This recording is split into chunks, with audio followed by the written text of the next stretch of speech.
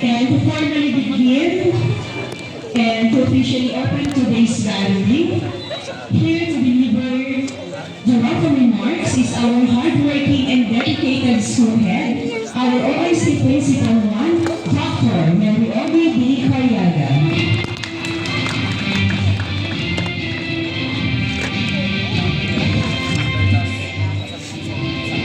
Magandang umaga po sa ating lahat. Magandang umaga. So, parang fresh pa po ngayong morning.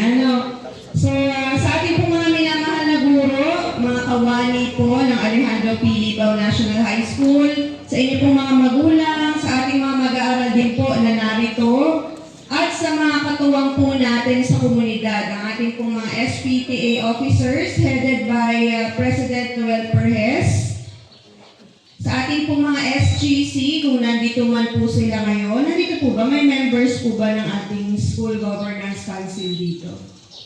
Yan.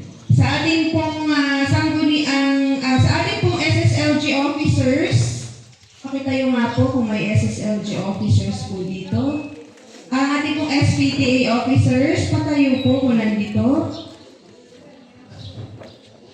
Ayan, may 4.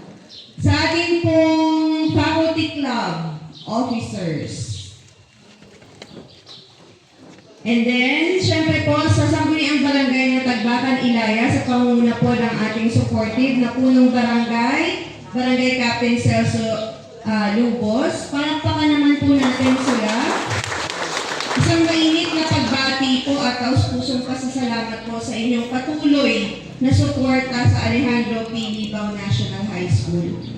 Una po, ako po ay lubos na nagpapasalamat sa pagkakataong makapaglingkod po bilang OIC Principal 1 ng paaralang ito. Simula po ng buwan ng October 2025,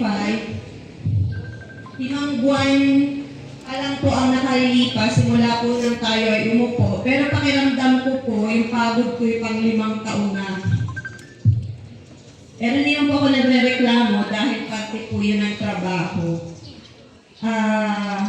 Lahat po yun ay bahagi ng ating paglilingkod para maging maayos po ang ating paaralan.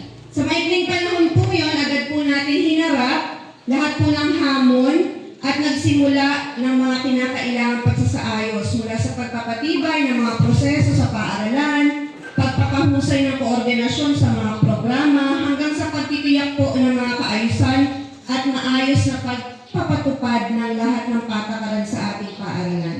Batid po natin na ang mga pagbabago po ito ay nangangailangan ng panahon. Opo, hindi po agad-agad, ay maganda agad ang makikita natin. Sabi na nga, in-snap of a finger, hindi naman po natin agad makikita yung magandang resulta. It will take time and it will take a lot of process para po makita natin yung bunga.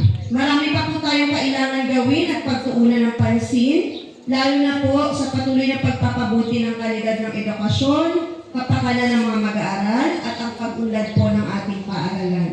Kaya po sa araw na ito, sa pamamagitan po ng ating State of the School Address, ilalahad po natin ang kasalukuyan na kalagayan ng ating paaralan, ang ilan po sa ating nagawa, mga hamon po na ating kinakaharap, at ang mga hakbang po na kailangan pa nating tahaking sa mga susunod pa pong taong panuruan.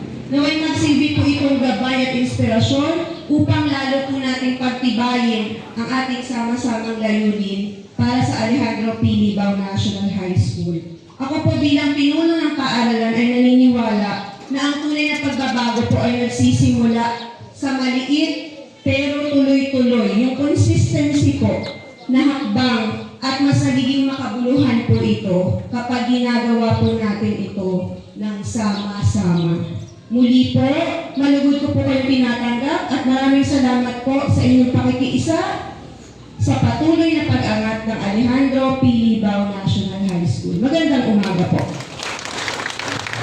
Maraming salamat po, Doc Mary Obi, sa inyo pong napakagandang welcome remarks. So tama naman po na para po sa ikaunlad ng ating paaralan, kailangan po ay tayo ay may pagtutulungan at may pagkakaisa. Now, we proceed to the presentation of school highlights. First are the school activities to be presented by Ma'am